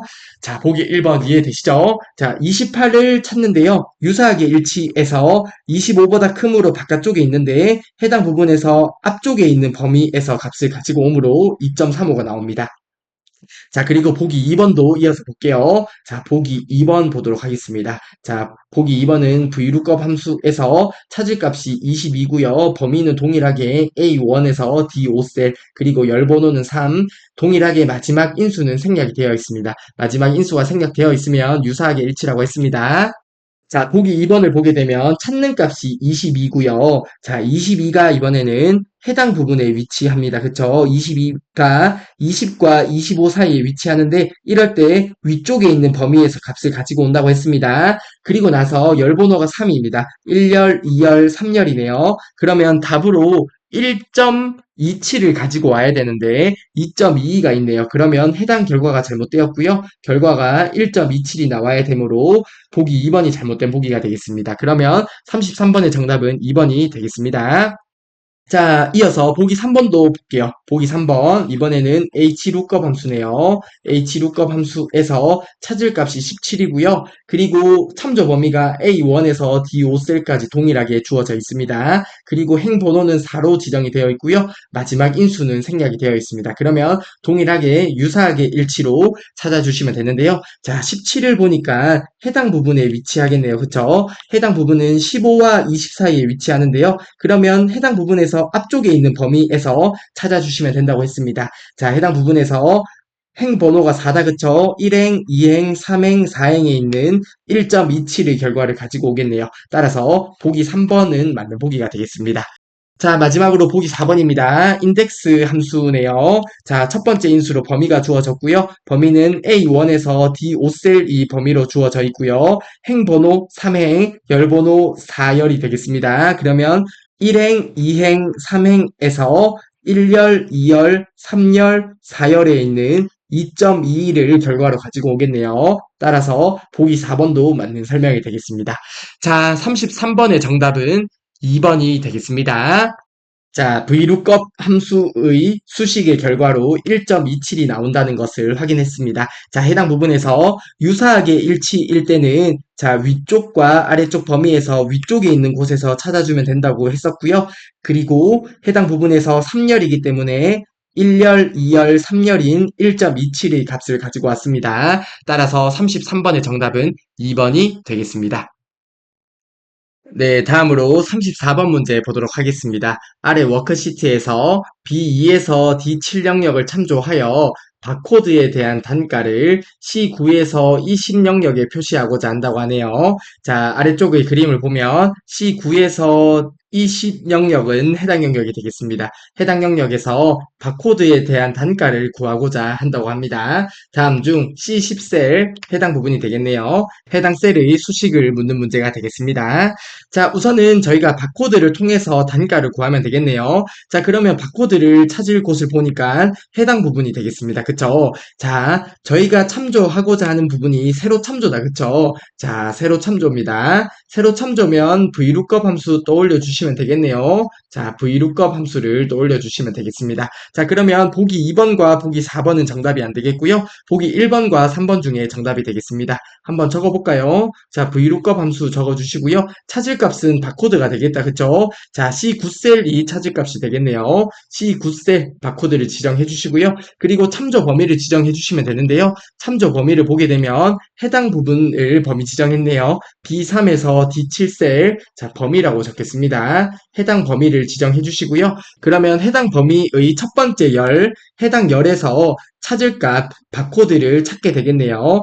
그리고 나서 바나나 열 번호를 보면 단가를 구해야 되기 때문에 1열, 2열, 3열 중에 3열을 지정해 주시면 되겠습니다. 그리고 바코드 같은 경우는 352, 351, 355 정확하게 일치가 되겠네요. 정확하게 일치는 0 또는 false를 지정해 주시면 되는데 0으로 지정을 하겠습니다. 자, 그러면 351을 생각해 보면 해당 351을 해당 범위에서 찾겠다. 그쵸? 해당 범위의 첫 번째 열에서 찾게 될 텐데 352를 찾았습니다. 그리고 열 번호는 1열, 2열, 3열에 있는 단가 1,500원을 가지고 오게 될 거예요. 자, 아무튼 이렇게 문제를 풀어보았습니다. 그러면 34번의 정답은 몇 번이 되겠어요? 34번의 정답은 1번이 되겠습니다. 첫 번째 인수로 찾을 값이 나와야 되는데 보기 3번은 범위부터 나왔네요. 자, 그래서 보기 3번이 잘못된 보기가 되겠습니다. 자, 34번의 정답은 1번이 되겠습니다. 네, 다음으로 35번 문제 보도록 하겠습니다. 다음 차트는 기대 수명 20년에 대한 예측을 표시한 것이라고 하네요. 이때 사용한 기능으로 옳은 것은 이라고 합니다. 자, 아래쪽 차트를 보면 20년이 여기 있고요. 해당 부분에 대해서 어떤 예측을 표시한 것이라고 하네요. 자, 35번의 정답은 몇 번이겠어요? 자, 정말 이런 문제는 틀리면 안 되겠다. 그쵸? 자, 35번의 정답은 2번이 되겠고요. 자, 추세선이다. 그쵸? 자, 해당 부분이 추세선이 됩니다. 추세선은 특정한 데이터 계열의 변화하는 추세를 파악하기 위해 표시하는 선이 추세선인데요. 자, 문제에 제시된 것처럼 이렇게 변화하는 추세를 통해서 예측값도 구할 수 있습니다. 자, 그래서 20년에 대한 대략적인 예측을 표시한 것이다 라는 설명은 추세선에 대한 설명이 되겠습니다. 따라서 35번에 대한 정답은 2번이 되겠고요. 자, 저희가 파트 1에서 추세선의 특징 관련해서 몇 가지를 살펴보았는데 해당 부분만 간단하게 리뷰를 해볼게요. 자, 추세선의 종류에는 선형, 로그, 다항식, 거듭제곱, 지수, 이동 평균으로 6가지 종류가 있다고 했습니다. 자, 당연히 추세선의 종류를 외울 필요는 없다고 말씀을 드렸고요. 그리고 하나의 데이터 계열에 2개 이상의 추세선도 표시가 가능하고요. 추세선이 추가된 차트를 3차원으로 변경하면 추세선이 삭제됩니다. 즉, 문제에 제시된 해당 차트를 3차원으로 바꾸게 되면 해당 추세선은 삭제가 된다는 의미가 되겠고요. 그리고 추세선이 불가한 차트가 있었습니다. 3차원, 원형 차트도 추세선을 추가할 수 없겠죠. 자, 그리고 방사형, 도넛형, 표면형과 같은 차트는 추세선을 추가할 수 없는 차트라고 저희가 파트 1에서 학습을 했었습니다. 자, 아무튼 35번의 정답은 2번이 되겠습니다. 네, 다음으로 36번 문제입니다. 다음 중 아래의 차트와 같이 데이터를 선으로 표시하여 데이터 계열의 총값을 비교하고 상호 관계를 살펴보고자 할 때 사용하는 차트 종류를 묻는 문제가 되겠습니다. 즉, 아래쪽 차트에서 사용한 차트 종류를 묻는 문제가 되겠는데요. 자, 보기에 제시된 몇 가지 차트만 좀 살펴볼게요. 자, 분산형 차트가 있습니다. 자, 분산형 차트는 이런 모양으로 생겼었다. 그쵸? 주로 과학용, 공학용 데이터 분석에 사용을 하고 큰 데이터 집합 간의 전체적인 관계를 볼 때 사용을 합니다. 그리고 도넛형 차트입니다. 원형 차트와 비슷한데 원형 차트와 달리 여러 개의 데이터 계열을 갖습니다. 자, 원형 차트는 하나의 데이터 계열만 가질 수 있었다. 그쵸? 자, 해당 부분 기억하실 거라 생각을 하고요. 도넛 구멍의 크기를 0에서 90% 사이의 값으로 조정하거나 첫 번째 조각의 각을 0에서 360도로 회전을 할 수 있습니다. 자, 그리고 방사형 차트입니다. 자, 방사형 차트는 이렇게 생겼다. 그쵸? 각 계열은 가운데에서 뻗어나오는 갑축을 갖는다고 하는데요. 자, 이런 갑축이 있다. 그쵸? 자, 예를 들어서 해당 갑축이 키라고 하고 해당 부분이 몸무게라고 하고 해당 부분이 시력이라고 하고 이러면 예를 들어서 A라는 학생은 키가 여기고 몸무게가 여기고 시력이 여기고 이렇게 해서 이렇게 연결해서 이렇게 차트를 만들 수 있겠다. 그쵸? 자, 이러한 차트가 방사형 차트고요. 데이터 계열 간 항목 비교에 주로 사용을 합니다. 자, 그리고 주식형 차트입니다. 주가의 흐름을 파악하고자 할 때 사용하는 차트고요. 거래량, 시가, 고가, 저가, 종가 등을 나타내기 위해서 5개의 계열이 필요합니다. 자, 아무튼 저희가 파트 1에서 모두 봤던 차트들인데요. 자, 그러면 문제에 제시된 해당 차트는 어떤 차트가 되겠어요? 자, 36번의 정답은 2번이 되겠다. 그쵸? 36번의 정답은 2번이 됩니다. 자, 해당 부분에 보면 각 계열은 가운데서 뻗어나오는 축을 갖는 건데요. 1월, 2월, 3월에 각 축을 가지고요. 2023년은 1월에 해당 부분, 2월에 해당 부분, 3월에 해당 부분 해서 이렇게 연결해서 차트가 만들어진 것을 확인할 수 있습니다. 이러한 형태로 구성된 차트가 방사형 차트가 된다. 그쵸? 따라서 36번의 정답은 2번이 되겠습니다. 자, 이런 문제도 틀리면 안 되는 문제라 생각을 해주시면 되겠습니다. 네, 다음으로 37번 문제 보도록 하겠습니다. 다음 중 보기 탭의 페이지 나누기 미리 보기에 대한 설명이라고 하네요. 옳지 않은 것을 묻는 문제가 되겠습니다. 자, 저희가 페이지 나누기 미리 보기도 파트 1에서 학습했던 부분인데요. 해당 부분에 대한 개념을 간단하게 리뷰를 해보도록 하겠습니다. 작성한 문서가 어떻게 페이지로 나누는지 한눈에 볼 수 있도록 하는 기능이 페이지 나누기 미리 보기가 되는데요. 페이지 구분선, 인쇄 영역, 페이지 번호 등이 표시됩니다. 자, 해당 부분 파트 1에서 엑셀을 통해서 확인을 했었는데요. 자, 아무튼 페이지 구분선, 인쇄 영역, 페이지 번호가 표시가 되었었다. 그쵸? 자, 그리고 마우스를 드래그하여 페이지 구분선의 위치를 변경할 수 있었습니다. 그리고 아래쪽에 있는 부분 기억해 주시면 됩니다. 자동으로 삽입된 페이지 나누기는 파선으로 표시가 되고요. 파선이 점선이다. 그쵸? 그리고 수동으로 삽입된 페이지 나누기는 실선으로 표시가 됩니다. 자, 엑셀에 어떤 이제 작성된 데이터가 있다고 했을 때, 자, 페이지 나누기 구분선이 이렇게 표시가 되어 있다고 가정을 한번 해볼게요. 자, 그러면 해당 부분에서 해당 부분을 이렇게 오른쪽으로 드래그를 하게 되면 수동으로 삽입된 페이지 나누기 선으로 바뀌게 되는데요. 자, 그러면 수동으로 삽입된 페이지 나누기 선은 실선으로 표시가 되는 거죠. 그리고 기존에 있던 자동으로 삽입된 페이지 나누기 선은 파선, 즉 점선으로 표시가 되는 거예요. 자, 아무튼 관련 개념을 바탕으로 해서 37번 문제의 보기를 보도록 할게요. 자, 37번 문제는 페이지 나누기 미리 보기에 관한 문제가 되겠습니다.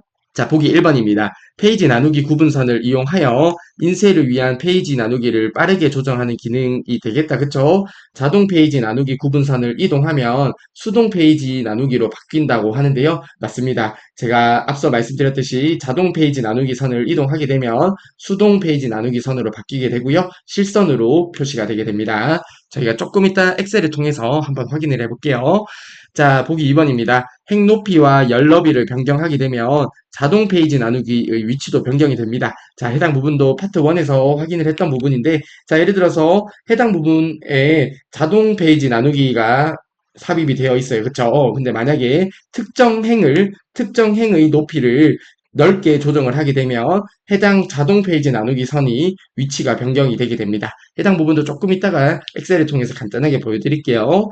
자, 수동으로 삽입한 페이지 나누기를 제거하려면 페이지 나누기 미리 보기 영역 밖으로 끌어놓거나 아니면 페이지 나누기 모두 원래대로를 클릭하면 제거가 됩니다. 자, 그래서 보기 2번의 설명도 맞는 설명이고요. 저희가 조금 이따 엑셀을 통해서 확인해 보겠습니다. 자, 보기 3번입니다. 페이지 나누기 미리 보기에서 차트나 그림 등의 개체를 삽입할 수 없으나 자, 해당 부분이 잘못되었네요. 차트나 그림 등의 개체도 삽입할 수 있고요. 데이터를 입력하거나 편집할 수는 있으며 데이터 입력 편집도 할 수 있습니다. 자, 그러면 보기 3번이 잘못된 보기가 될 것 같네요. 수동으로 삽입된 페이지 나누기는 파선으로 표시되고 해당 부분도 잘못되었네요. 수동으로 삽입된 페이지 나누기는 실선으로 표시가 되고요. 자동으로 추가된 페이지 나누기는 파선으로 표시가 됩니다. 따라서 보기 3번이 잘못된 보기가 되겠고요. 37번의 정답은 3번이 되겠습니다. 자, 보기 4번입니다. 용지 크기, 여백 설정, 배열 옵션 등에 따라서 자동 페이지 나누기가 삽입되며 맞습니다. 용지 크기가 어떤 거냐에 따라서 여백이 어떻게 설정되어 있는지에 따라서 아니면 배열에 따라서 자동 페이지 나누기가 자동으로 삽입이 되고요. 머리글, 바닥글도 삽입할 수 있습니다. 따라서 보기 4번의 설명도 맞는 설명이 되겠습니다. 자, 그러면 37번의 정답은 3번이 되겠습니다. 자, 해당 부분 기억 꼭 해주세요. 자동으로 삽입된 페이지 나누기는 파선으로 표시가 되고요. 즉 점선으로 표시가 되고요. 수동으로 삽입된 페이지 나누기는 실선으로 표시가 됩니다. 자, 해당 부분 기억해 주시고요. 37번에 몇 가지 보기만 저희가 엑셀을 통해서 간단하게 확인을 해보도록 하겠습니다. 네, 37번의 페이지 나누기 미리 보기 관련해서 간단하게 엑셀을 통해서 확인을 해보겠습니다. 자, 우선은 우측 하단에 보면 해당 부분을 누르게 되면 페이지 나누기 미리 보기로 갈 수 있습니다. 자, 해당 부분을 클릭해 볼게요. 자, 그러면 화면에 보이는 것처럼 페이지 나누기 미리 보기를 확인할 수 있는데요. 자, 우선은 해당 부분을 좀 잘 보이기 위해서 리본 메뉴 상단의 보기 탭으로 들어가서 배열을 좀 조정할게요. 자, 이렇게 페이지 나누기가 나타납니다. 이렇게 보면 1페이지라고 확인할 수 있고요. 그리고 아래쪽으로 내려가 보면 해당 부분에 2페이지로 표시되는 것을 확인할 수 있네요. 그쵸? 자, 그리고 나서 이렇게 자동으로 삽입된 페이지 나누기 선이 있는데요. 해당 부분을 한번 드래그 해볼까요? 이렇게 드래그를 하게 되면 자, 실선으로 바뀌는 것을 확인할 수 있습니다. 그쵸? 그래서 자동 페이지 나누기 구분선을 이동하면 수동 페이지 나누기로 바뀐다는 것을 확인할 수 있습니다. 그리고 나서 수동 페이지 나누기 선을 하나 더 삽입해 볼게요. 자, 해당 셀을 한번 클릭하고요. 해당 셀에서 오른쪽 버튼 누른 다음에 페이지 나누기 선을 삽입을 할 건데요. 그러면 해당 셀을 기준으로 해서 왼쪽으로 그리고 위쪽으로 해서 삽입이 되겠다. 그쵸? 자, 해당 셀에서 오른쪽 버튼 누른 다음에 페이지 나누기 삽입을 클릭해 보겠습니다. 자, 그러면 이소라라고 하는 셀을 기준으로 해서 위쪽과 왼쪽으로 해서 페이지 나누기 구분선이 잘 추가되는 것을 확인할 수 있고요. 그리고 수동으로 삽입한 페이지 나누기를 제거하려고 하면 해당 페이지 나누기 선을 클릭하고요. 드래그해서 바깥쪽으로 위치시켜 놓으면 됩니다. 그러면 방금 화면에 보이는 것처럼 제거가 되는 것을 확인할 수 있고요. 이렇게 하시거나 아니면 해당 페이지 나누기 구분선을 페이지 나누기 모두 원래대로를 클릭하면 모두 제거가 되게 되는데요. 해당 부분을 같이 볼게요. 자, 이를 위해서 리본 메뉴 상단의 페이지 레이아웃을 클릭하고요. 해당 부분에 나누기라고 있는데요. 여기에 페이지 나누기 모두 원래대로라고 있다. 그쵸? 해당 부분을 클릭해 보겠습니다. 자, 이렇게 클릭하게 되면 기존에 저희가 삽입했던 페이지 나누기 선은 모두 제거가 되고요. 원래 상태로 돌아가는 것을 확인할 수 있습니다.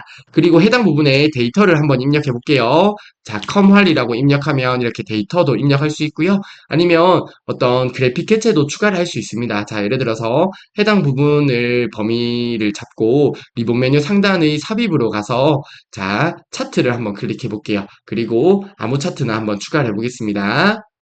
자, 그러면 이렇게 차트가 잘 추가되는 것을 확인할 수 있다. 그쵸? 그래서 보기 3번에 나오는 차트나 그림 등의 개체를 삽입할 수 없다는 보기도 잘못된 보기인 것을 확인할 수 있습니다.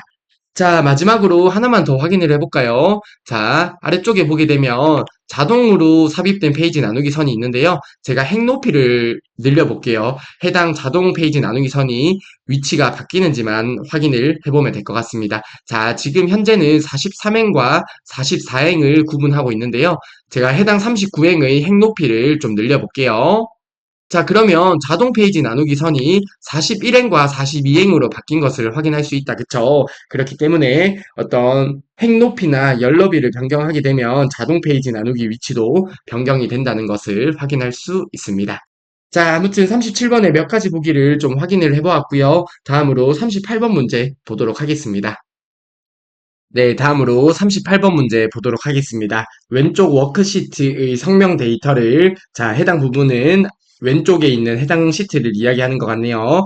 자, 우선은 혹시 교재 77페이지에 해당 워크시트가 나타나지 않는 분 같은 경우에 양해의 말씀을 좀 전합니다. 자, 교재에 누락된 부분이 있는 것 같은데요. 자, 해당 데이터가 없다고 하더라도 문제를 푸는데 문제는 없긴 하지만 자, 아무튼 해당 사진이 없는 분 같은 경우에 양해의 말씀을 좀 전할게요. 자, 아무튼 이어서 문제를 보도록 하겠습니다. 왼쪽 워크시트의 성명 데이터를 오른쪽 워크시트와 같이 성과 이름 두 개의 열로 분리하기 위해서 성과 이름의 두 개의 열로 분리하기 위해서 텍스트 나누기 기능을 사용하고자 한다고 하네요. 다음 중 텍스트 나누기의 분리 방법으로 가장 적절한 것은 이라고 하네요. 자, 우선은 저희가 텍스트 나누기를 조금 있다가 실습을 한번 해볼 건데요. 텍스트 나누기를 수행하면 텍스트 마법사가 나타납니다. 자, 3단계 중 1단계라고 하는데 텍스트를 저희가 구분 기호로 분리됨이 있고요. 너비가 일정함이 있는데요. 구분 기호로 분리됨은 뭐 쉼표나 탭과 같은 문자로 텍스트가 나누어져 있는 경우에 사용을 합니다. 자, 예를 들어서 김, 콤마, 철수, 그리고 박, 콤마, 선형과 같이 이렇게 구분 기호로 분리가 되어 있는 경우에는 해당 구분 기호를 기준으로 텍스트를 나눌 수 있습니다. 또는 너비를 통해서 텍스트를 나눌 수도 있는데요. 자, 해당 문제에 보게 되면 이렇게 너비가 일정하기 때문에 해당 부분을 기준으로 text를 나누어 주면 되겠다. 그쵸? 그래서 해당 문제에서는 너비가 일정함을 체크하고 그 다음 단계에서 열구분선을 통해서 즉 해당 열구분선을 나타내 주어야 돼요. 열구분선을 표시해서 해당 열구분선을 기준으로 텍스트를 나눌 수 있습니다. 따라서 38번의 정답은 1번이 되겠고요. 해당 부분은 엑셀 실습을 통해서 한번 보게 되면 바로 이해가 가실 내용이니까요. 바로 엑셀 실습을 통해서 확인을 해보도록 하겠습니다. 자, 아무튼 38번의 정답은 1번이 되겠습니다. 네, 38번의 텍스트 나누기를 한번 수행해 볼게요. 자, 우선은 해당 데이터에 대해서 텍스트 나누기를 수행하고요. 그리고 오른쪽에 있는 구분 기호로 표시가 되어 있다. 그쵸? 자, 구분 기호가 있는 경우에 텍스트 나누기를 두 번 수행해 보겠습니다. 자, 우선 왼쪽에 있는 해당 부분을 범위 지정하고요. 자, 텍스트 나누기를 수행하기 위해서 리본 메뉴 상단의 데이터 탭으로 들어가서 해당 부분의 데이터 도구 그룹에 텍스트 나누기라고 있습니다. 그쵸? 해당 부분 클릭할게요. 자, 그러면 이러한 텍스트 마법사가 나타납니다. 그쵸? 자, 이번에는 구분 기호가 아닌 너비가 일정함을 통해서 텍스트를 나눌 거예요. 자, 너비가 일정함 클릭해 주시고요. 다음 버튼 누르도록 하겠습니다. 자, 그러면 두 번째 단계에서는 열구분선을 지정하는 단계가 있는데요. 말 그대로 어떤 열구분선을 기준으로 나눌지를 설정할 수 있습니다. 자, 그래서 38번의 정답이 보기 1번이 되었죠. 열구분선을 기준으로 내용 나누기인데요. 자, 해당 부분에 너비가 일정하기 때문에 해당 부분에 열구분선을 넣어주면 되겠다. 그쵸? 자, 이를 위해서 해당 부분에서 클릭만 한번 해주시면 됩니다. 이렇게 클릭하게 되면 자, 이렇게 열구분선이 나타나는 것을 확인할 수 있고요. 다음 버튼 눌러볼게요. 그리고 뭐 서식을 지정하는 화면인데 뭐 따로 서식 지정할 필요는 없이 아래쪽의 마침 버튼을 눌러보겠습니다. 자, 그러면 저희가 텍스트 나누기를 수행하고 나서 성과 이름으로 잘 구분된 것을 확인할 수 있다. 그쵸? 자, 그래서 38번의 정답은 1번이 되었고요. 그리고 오른쪽에 있는 해당 부분도 저희가 텍스트 나누기를 수행해 볼게요. 해당 부분도 범위 지정하고요. 리본 메뉴 상단의 텍스트 나누기를 바로 클릭해 보겠습니다.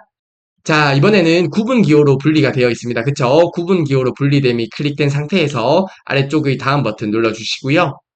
자, 구분 기호를 선택할 수 있는데요. 자, 이렇게 보게 되면 탭도 있고, 세미콜론, 쉼표, 공백, 기타는 저희가 설정도 할 수 있습니다. 자, 아무튼 구분 기호는 탭이 아니라 쉼표로 분리가 되어 있다. 그쵸? 자, 탭은 제거를 하고, 쉼표를 구분 기호로 체크를 해주도록 하겠습니다. 이렇게 구분 기호를 설정하셨으면 아래쪽의 다음 버튼 눌러줄게요. 자, 그리고 서식 지정할 필요 없이 아래쪽의 마침 버튼 눌러보겠습니다. 자, 그러면 앞서 있었던 구분기호 쉼표를 기준으로 해서 텍스트가 성과 이름으로 잘 구분되는 것을 확인할 수 있습니다. 그쵸? 자, 이렇게 텍스트를 나누는 기능이 텍스트 나누기 기능인데요.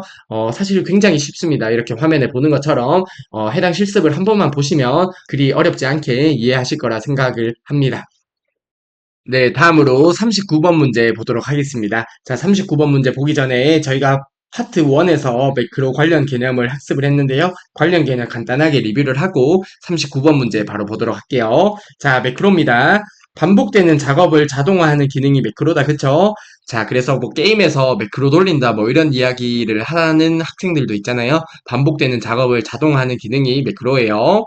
자, 그리고 매크로를 기록하는 경우에 작업을 완료하는 데 필요한 모든 단계가 매크로 레코더에 기록이 됩니다. 하지만 리본 메뉴에서 이 탐색은 기록되지 않고요. 기본적으로 매크로 이름이 부여되긴 하지만 사용자가 당연히 직접 지정 가능합니다. 그리고 매크로 이름에는 공백이 들어갈 수 없고요. 이러한 기호 문자는 사용을 할 수 없습니다. 그리고 첫 글자는 반드시 문자로 시작을 해야 됩니다. 그쵸? 매크로 이름 설정하는 것 관련해서는 보기에 종종 출제가 됩니다. 그래서 매크로 이름에 공백이 들어올 수 없고 이런 기호 문자들은 들어올 수 없고 첫 글자는 반드시 문자로 시작해야 된다는 점 기억을 해주시면 좋을 것 같고요.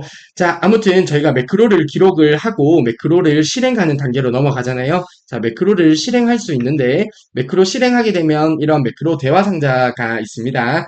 해당 실행 버튼을 누르면 해당 매크로가 실행이 될 거고요. 한 단계씩 코드 실행은 말 그대로 한 줄씩 실행하는 것, 편집은 매크로를 VB1을 통해서 편집을 할 수 있습니다. 그리고 옵션에 들어가게 되면 매크로의 바로가기 키, 즉 단축키나 설명을 수정할 수 있는데요. 하지만 해당 부분도 시험 문제에 종종 나오죠. 매크로의 이름은 수정할 수 없습니다. 매크로 이름은 반드시 VB2 창에 들어가서 수정을 할 수 있습니다. 자, 해당 부분 기억을 해주시면 되겠네요.